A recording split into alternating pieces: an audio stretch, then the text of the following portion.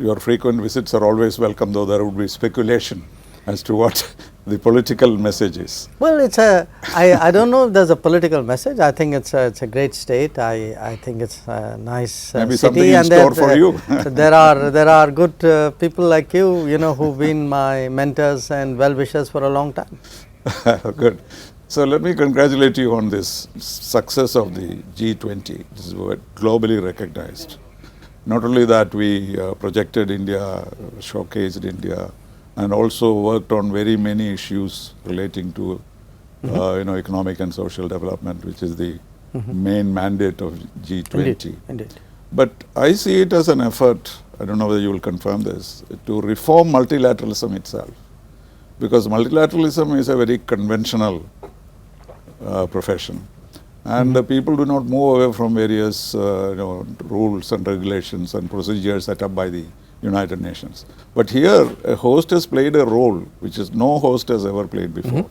You take it on and give a motto, carry it on forward, and without waiting for each person to come to a consensus on the theme. So that kind of a change is very welcome in the multilateral field. Do you think this will have a lasting impact on the processes of the UN itself? Well, I think we've given the world something to think about. You are absolutely right, and someone like you who spends so much time in the multilateral world, to put it that way, that this is reforming multilateralism, I think is a very insightful comment. I would go even further. I would say in a way it is reforming diplomacy. That you are taking diplomacy out of the meeting rooms, out of the airports and hotels and conventions. You are taking diplomacy really to the people. That when you do these 200 plus meetings in 60 cities of India, expose people to culture, to the traditions of that particular venue or region, connect them up, and not just center it around the delegates, but actually generate a popular enthusiasm.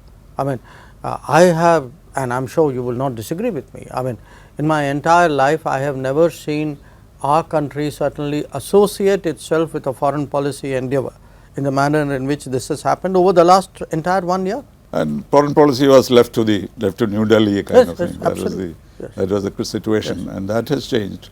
But in the multilateral world itself, this has shown, as you said, a model for us to Yes, move on. I think it has shown that a country with strong convictions, great energy, propelled by leadership, that we can actually shape the agenda.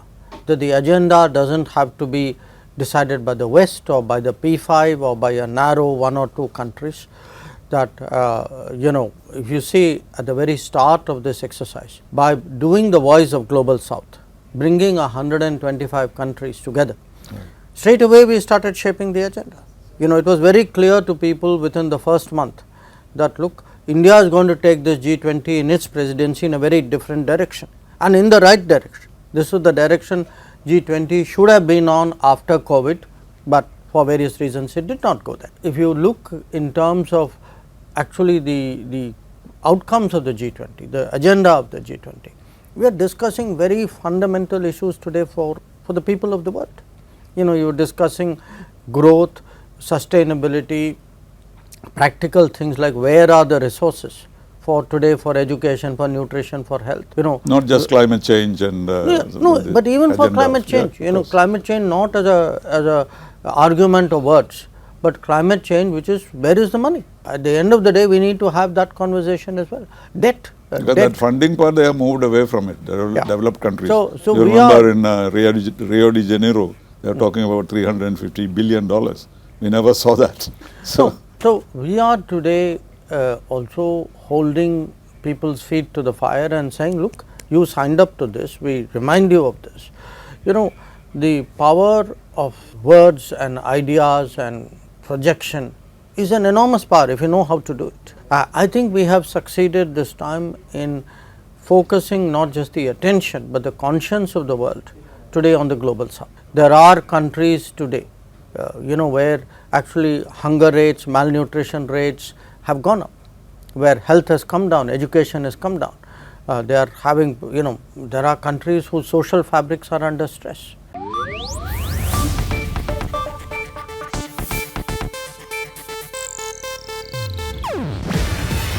ಇದು Asianet news network ಪ್ರಸ್ತುತಿ. ನೀವು ನೋಡ್ತಿದ್ದೀರಾ Asianet ಸುವರ್ಣ news.